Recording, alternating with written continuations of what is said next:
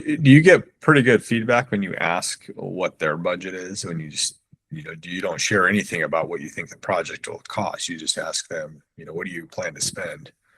I Or what do you always plan? ask what a budget is. Some people, because they've been screwed so many times, will not tell you their budget. Yeah. Some people are embarrassed, and some people look at me and say, we have no idea. And I'm like, that's totally cool.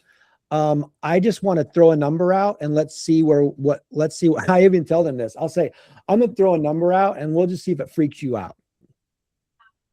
And I'll say for this project, sometimes I won't even give a range at that point. I'll say, let me throw a number out. Let's see. I go, does $35,000 freak you out? I'll literally say those exact words.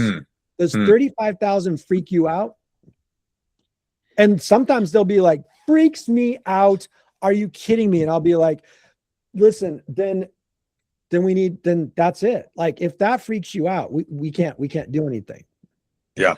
And I'm almost like taking it away at that point, right? Then you're really calling their bluff, and then they have to decide, okay, do I really want him to leave? And sometimes they're like, all right, thank you so much for coming out. We really appreciate it. We had no idea. And we leave. Sometimes they'll be like, well, hold on a minute. It freaks me out, but it doesn't mean I can't afford it. Okay. That's good. All right. Now we're talking.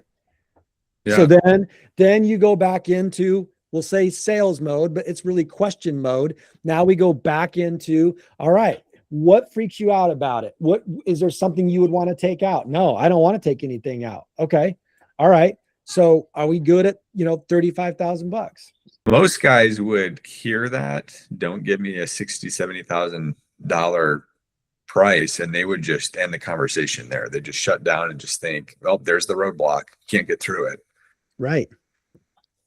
But so there's a lot of psychology involved, right? He told me that. I asked him, would you, this actually, Joshua, this brings us into that 1902 close that I told you I would tell you about, which we're going to talk about at the end of this call. This perfectly brings that up, because Zig Ziglar always says, when you're meeting with somebody and you give them the range, this is what you have to think about. Okay.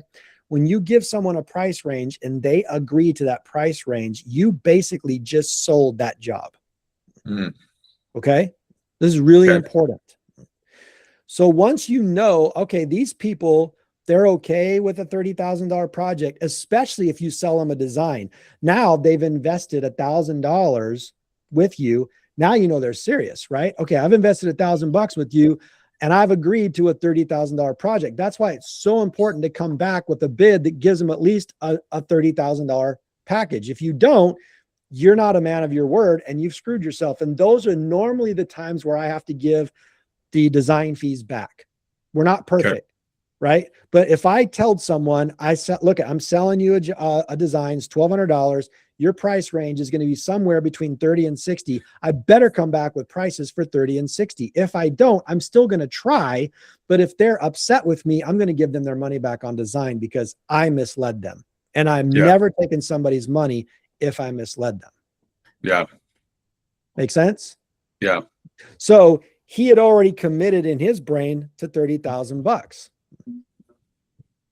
So I had to come up with something for $30,000.